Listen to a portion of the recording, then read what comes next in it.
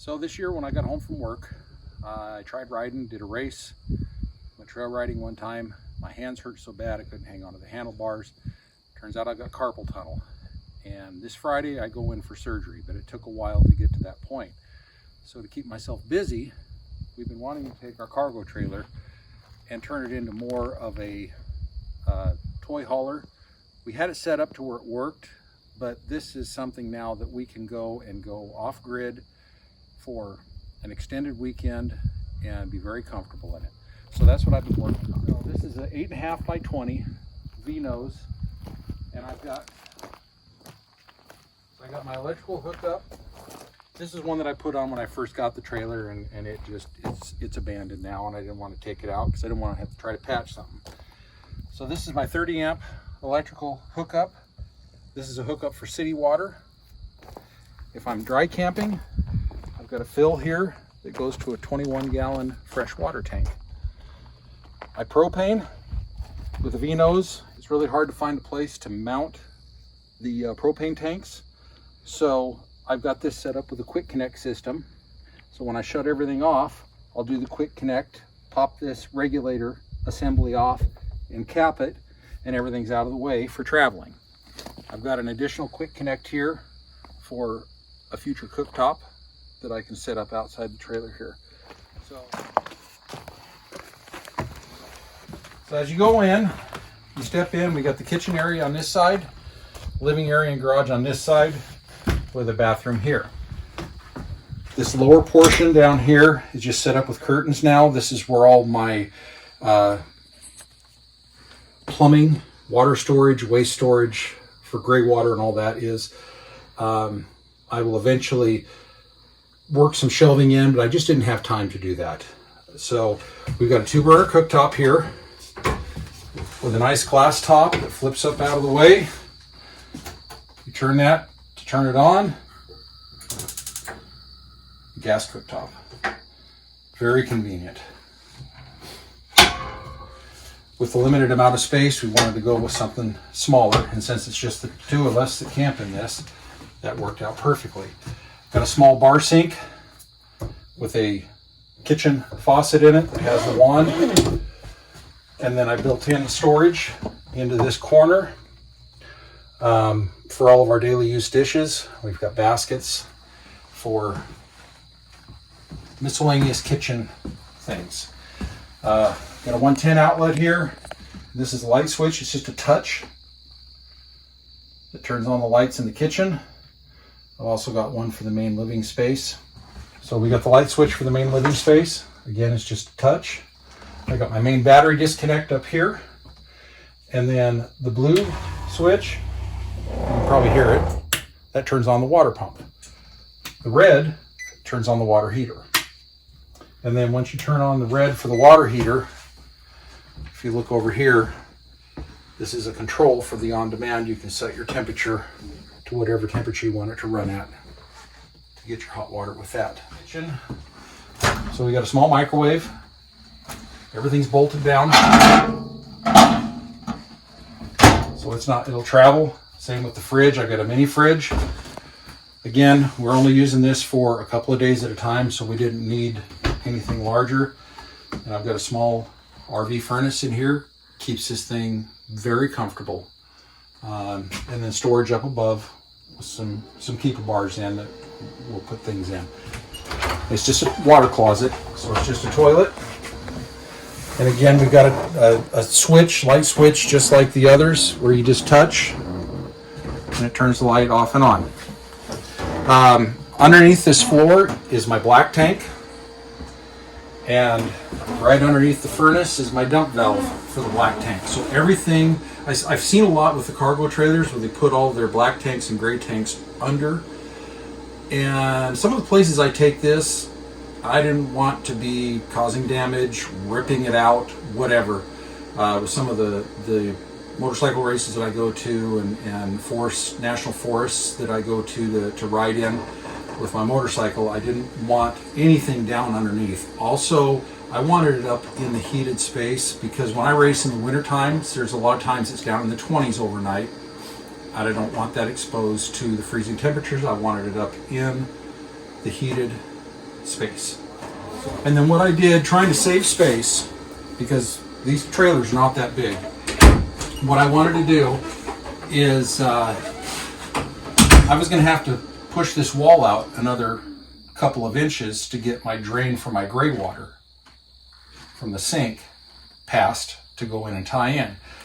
So what I did is the gray water tank sits right directly underneath here.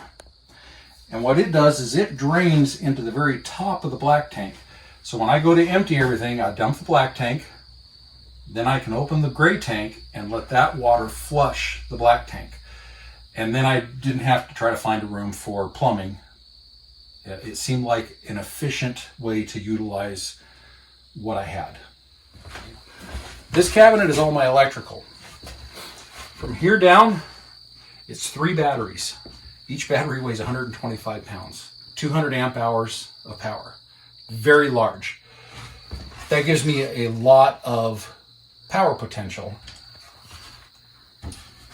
So I brought all the DC power from the batteries up to these bus bars, and then it goes from these bus bars, it goes through the disconnect, and then through a fuse, and then into my 3,000 watt charger inverter. So when I'm hooked into shore power, this thing will charge the batteries and maintain them. When I'm not hooked to shore power, this thing will invert the DC power to AC power to run my fridge, my microwave, and the receptacles that I have. So this is my AC panel after it leaves the inverter to power those things. So I have been in here running on just the battery power with the refrigerator running. Didn't cook anything in the microwave, but I ran this trailer for 5 days and I didn't have to charge it. And that was in here. I was running power tools off of this receptacle. The fridge was running nonstop. The lights were on. The heater was running. In the afternoons when it warms up, the vent fan's running. So this is doing exactly what I would hoped it would do. It's going to be very efficient. So this is our living space, just a couple of camp chairs. And then my motorcycle straps down at the back. And so the living space is here, and then like the last 4 feet is my quote-unquote garage space. So I've got my toolbox, where I've got my tools, I've got parts, and then I've got this drawer and this drawer that are set up for clothing, so that we can carry clothes with us. This is all my riding gear. My bike sits here. We redid our living room in our house. I had an old surround sound system for a smaller living room that was way too small. So I bought a bigger system to fill the bigger room. So I had this surround sound system that was just sitting. And I thought, why not? So I've got a Dolby 5.1 surround sound system in my cargo trailer. Just a little 43-inch LED TV. And it's all mounted to the bottom of a queen-size Murphy bed. This bed is a sideways Murphy bed. These legs, they screw in to flanges up in the ceiling to hold it in place. When you're ready to drop it down, you undo these legs, screw them in here at each end. And I've got a piano hinge, one continuous hinge on the other side. It folds down, sits on the floor. On this side, I've got a headboard for this bed. It sits in a pocket and it rides very nice going down the road. When the bed folds down, you pull the headboard out of this pocket, and then you can see there's a gap right here. This is a pocket. When it folds down, then that headboard slides right into this pocket so that your pillows stay on the bed, since we are not up against a wall or anything. Works wonderfully. I can drop this by myself, no spring assist, no nothing. It's a little painful right now with my carpal tunnel, but if I can do it with my carpal tunnel, I'm pretty happy. And all of this is bolted. These are screwed in. These are mounted solid. I've got my power strip here that loops down, so when you fold it down, the cords just kind of fold out of the way, so I'm not pinching anything. And then when you're done, you fold it back up and everything's back to living space. Got an AC receptacle down here, 120 volt receptacle down here. I've got a 120 volt receptacle down here next to the toolbox. And then I've got a small shelving unit here, grease, chain lubes, oil, wheel chocks, my stand, and over here, boot dryer. I've got my body armor, my boots, pants, shirts, gloves, socks, riding shorts, goggles, knee braces, and then just miscellaneous, you know, extra backpacks and an air filter and my helmet here.